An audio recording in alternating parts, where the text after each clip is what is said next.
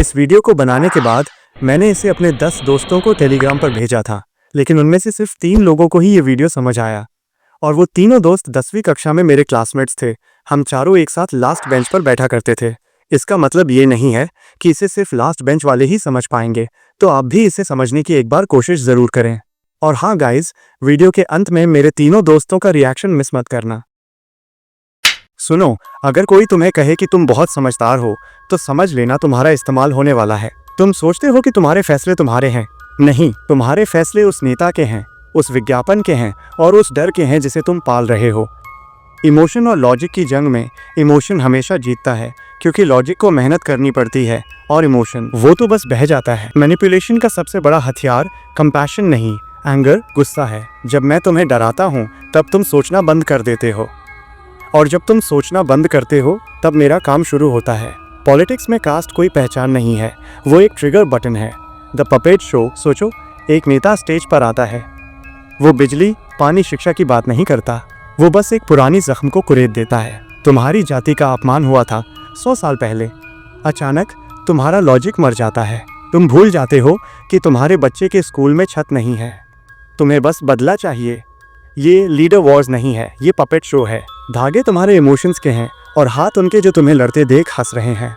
वापस आते हैं उस लड़के पर जो दंगे में मरा। हकीकत ये है कि उसके मरने के अगले दिन उसी नेता ने विपक्षी नेता के साथ बैठकर 5 स्टार होटल में डिनर किया। जिस दुश्मन के लिए वो लड़का मरा, वो दोनों नेता आपस में समझी निकले। तुम्हें लगा तुम इतिहास रच रहे हो? नहीं दोस्त, तुम बस एक हेडलाइन थे जो अगले दिन रद्दी में चली गई। तुम्हारा परिवार बर्बाद हुआ और उनकी सत्ता पक्की हो गई।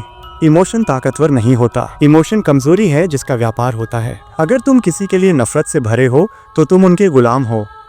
वो जब चाहे तुम्हारा रिमोट दबाकर तुम्हें सड़कों पर उतार सकते हैं। तुम अपनी मर्जी के मालिक कभी थे ही नहीं।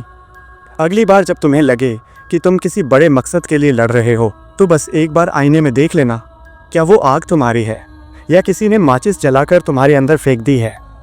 सोचना या मत सोचना, वैसे भी नफरत करना आसान है।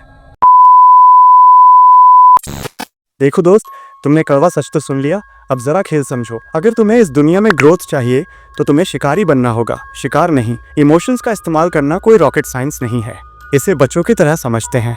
इमोशन एक सेल है और लॉजिक उसका कवर। यहाँ 3 ऐसे हैक्स हैं जिन्होंने इंडिया के बड़े बिजनेस को अर्श पर पहुँचाया। 1, डर का व्यापार। बच्चों को देखा है, अगर एक बच्चा खिलौने से नहीं खेल रहा, पर जैसे ही दूसरा उसे उठाता है, पहले वाले को वो अभी के अभी चाहिए। सोचो, रात के 9 बजे हैं, तुम्हें अचानक याद आता है कि घर में दूध खत्म हो गया है। 10 साल पहले तुम सोचते, चलो कल ले लेंगे या बिना दूध की चाय पी लेंगे। तुम शांत थे।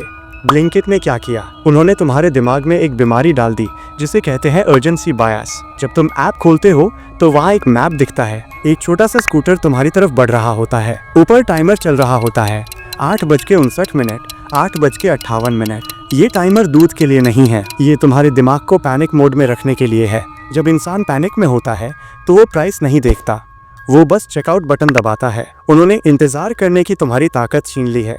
अब तुम 10 मिनट की देरी पर भी गुस्सा करने लगते हो। उन्होंने तुम्हें एक बेचैन बच्चा बना दिया है। ज़ोमैटो/ब्लिंकिट के नोटिफिकेशन देखे हैं, मम्मी घर पर नहीं है, खुद को ट्रीट दो, या ऑफिस में बहुत काम किया, एक पिज्जा तो बनता है। यहाँ वो क्या कर रहे हैं? वो तुम्हारे इमोशंस को वैलिडेट, सही ठहराना कर रहे हैं।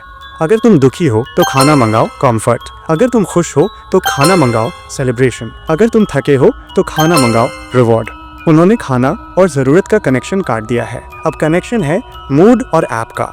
वो तुम्हें यकीन दिलाते हैं कि तुम्हारी हर भावना का हल एक ऑर्डर बटन में है। ये बिल्कुल वैसा ही है जैसे एक बच्चा रोता है तो उसे टॉफ़ी दे दी जाती है। उन्होंने तुम्हें टॉफ़ी का आदी बना दिया है। ज़ोमैटो, ब्लिंकिट का क्विक डिलीवरी मॉडल, हमें 10 मिनट में ग्रोसरी की ज़रूरत नहीं है, लेकिन जब ऐप पर टाइमर चलता है और लिखा आता है स्टॉक आउट सून या डिलीवरिंग इन 8 मिनट्स, तो हमारे दिमाग का लॉजिक मर जाता है। हमें लगता है अगर अभी नहीं लिया तो हम पिछड़ जाएंगे। अगर तुम कुछ बेच रहे हो या अपनी वैल्यू बढ़ाना चाहते हो तो दिखाओ कि तुम लिमिटेड हो। जो हर वक्त अवेलेबल है उसकी कोई इज्जत नहीं है। 2, द एनिमी स्ट्रैटेजी। साझा दुश्मन बनाओ। अगर तुम 2 अनजान बच्चों को एक साथ लाना चाहते हो तो उन्हें कहो कि वो तीसरा लड़का बुरा है, वो दोनों तुरंत दोस्त बन जाएंगे। रिलायंस जियो का लॉन्च। अंबानी जी ने सिम कार्ड नहीं बेचा, उन्होंने महंगे डेटा और पुरानी कंपनियों की लूट के खिलाफ एक जंग छेड़ी।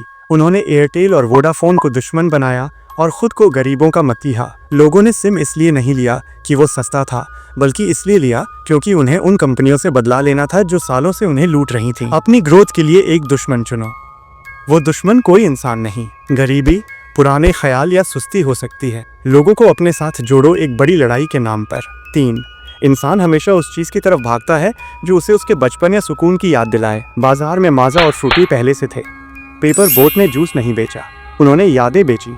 उन्होंने कागज़ की कश्ती, बारिश का पानी और दादी के हाथ के आम पन्ना की बातें की। जब तुम पेपर बोट पीते हो तो तुम जूस नहीं पी रहे होते, तुम अपने बचपन को वापस जी रहे होते हो। लोगों के दिमाग ब्रेन से नहीं, उनके दिल हार्ट से बात करो। उन्हें बताओ कि तुम उन्हें समझते हो। लोग तुम्हें इसलिए फॉलो नहीं करेंगे कि तुम कितने काबिल हो, लोग तुम्हें इसलिए फॉलो करेंगे क्योंकि तुमने उन्हें उस वक्त स्पेशल महसूस कराया जब दुनिया उन्हें कचरा समझ रही थी। इमोशन एक आग है, इसे जलाओगे तो खाना बनेगा, इसमें कूदोगे तो राख हो जाओगे। इमोशन एक घोड़ा है और लॉजिक उसका सवार। अगर घोड़ा सो गया, इमोशन नहीं है, तो तुम कहीं नहीं पहुंचोगे। अगर सवार सो गया तो घोड़ा तुम्हें खाई में गिरा देगा। ग्रोथ के लिए सवार को जगाओ और घोड़े को चाबुक मारो।